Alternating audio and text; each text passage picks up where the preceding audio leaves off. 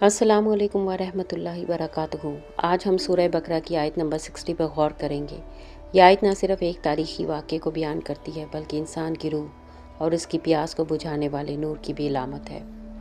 وَإِذِ اسْتَسْقَىٰ مُوسَىٰ لِقَوْمِهِ فَقُلْنَا اضْرِبْ عَصَاكَ الْحَجَرَ فَانْفَجَرَتْ مِنْهُ اثْنَتَا عَشْرَةَ عَيْنًا قَدْ عَلِمَ كُلُّ أُنَاسٍ مَّشْرَبَهُمْ كُلُوا وَاشْرَبُوا مِن رِّزْقِ اللَّهِ وَلَا تَعْثَوْا فِي الْأَرْضِ مُفْسِدِينَ۔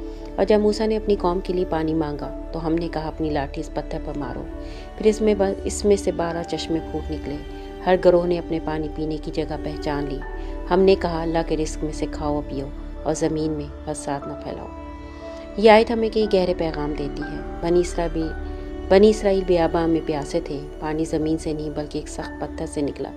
یہ ہمیں یقین دلاتا ہے کہ اللہ جہاں چاہے جس ذریعے سے چاہے رزق عطا کرتا ہے۔ انسان کے لیے رزق صرف مادی نہیں روحانی بھی ہے۔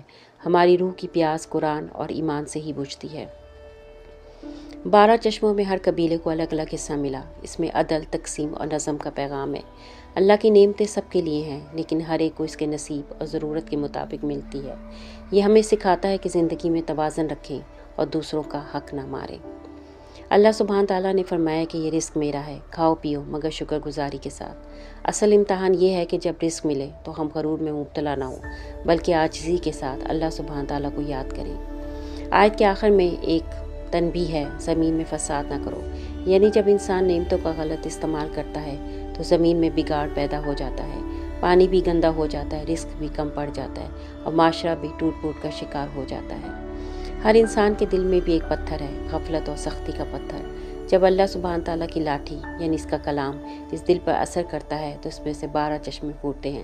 یہ چشمے ہدایت، نور، محبت، صبر، شکر اور ایمان کے چشمے ہیں جو روح کو سیراب کرتے ہیں۔